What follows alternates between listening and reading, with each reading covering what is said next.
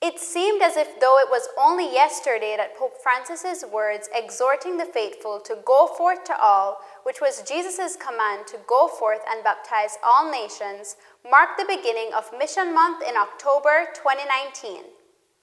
It's been a whole year since then, and again Catholics are being reminded of their vocation to be a missionary church, to step outside of their comfort zones, cross some type of border, and risk a personal encounter with another human being in the name of God's inexhaustible love. While this COVID era might make us hesitant to answer this call, Bishop Lawrence Nicasio is shepherding the church into a clearer path as we kick off this new season of evangelization. Last year's Mission Month allowed for parishioners to invest their efforts in stepping out of their architectural structures into a world that is in need of the good news of God's love. Activities varied from almsgiving to the poor, visiting those who are distant from the church and communities where the sacraments are not accessible, and of course, visiting with the sick and imprisoned. The climax of it all was definitely the youth rally that culminated it all, with the youths from all the Catholic institutions in Belize gathering to participate in an occasion which overflowed with God's grace from start to finish.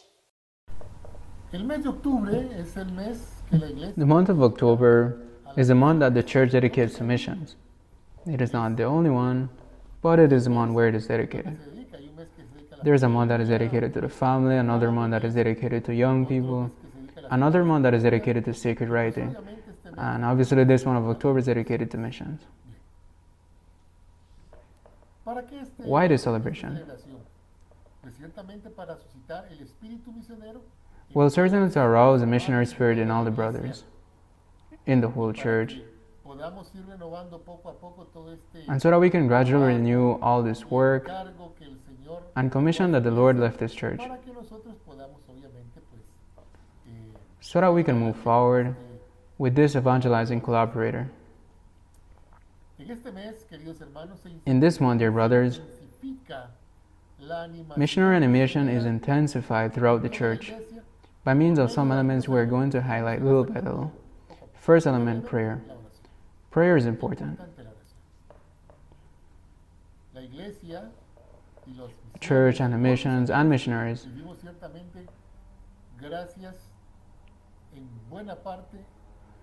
live certainly thanks in large part to the generosity and contribution in prayer of our brothers. The task is not simple.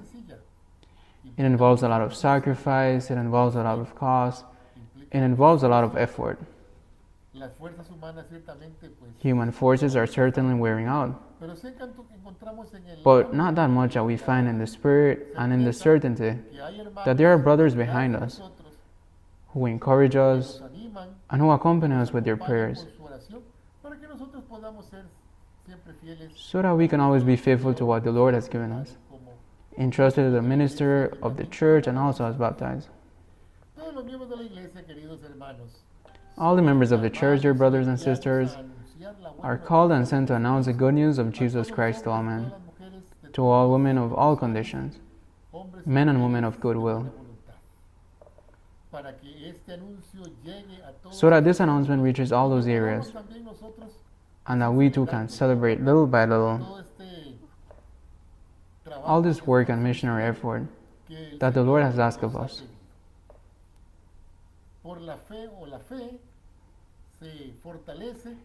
Faith is strengthened by sharing it, giving it, and that is important. Why?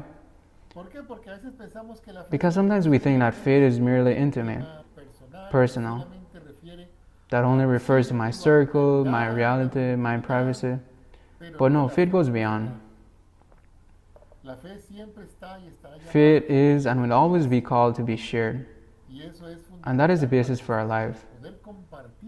To be able to share with others a faith that encourages others to also stir faith in their lives, and also to believe and hope in the Lord.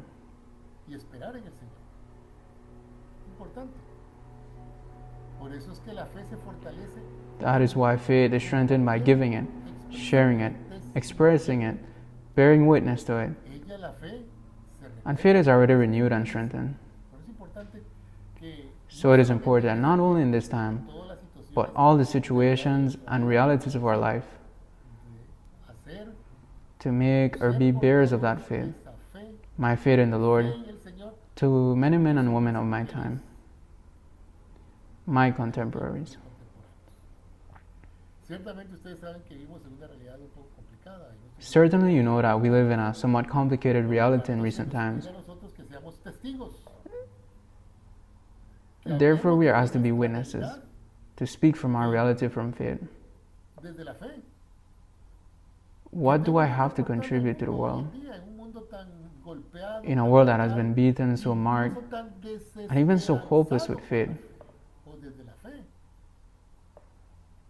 Pues, me toca a mí Well, it is my turn as a believer ser testigo to be a witness of the hablarle a Lord la gente con and speak to simplicidad y people with desde simplicity. desde mi experiencia de Dios, hablar And with the compartir experience of God, de vida y ese testimonio de that testimony of life and that testimony of faith, experiencia. that experience of God in my life. We have the opportunity to cooperate with God in making this extraordinary month of missions perhaps not identical, but as memorable as the last by doing what we have been doing for the past months. That is, to take advantage of virtual platforms to be present to everyone in the very comfort of their homes. Now more than ever, we are to direct our attention to the online mediums that have proven to be effective in its social outreach, as well as to strengthen bonds between individuals. One parish that has taken this to heart is St. Francis Xavier Parish in Corozal, who have planned a virtual ecumenical service on the 18th of October.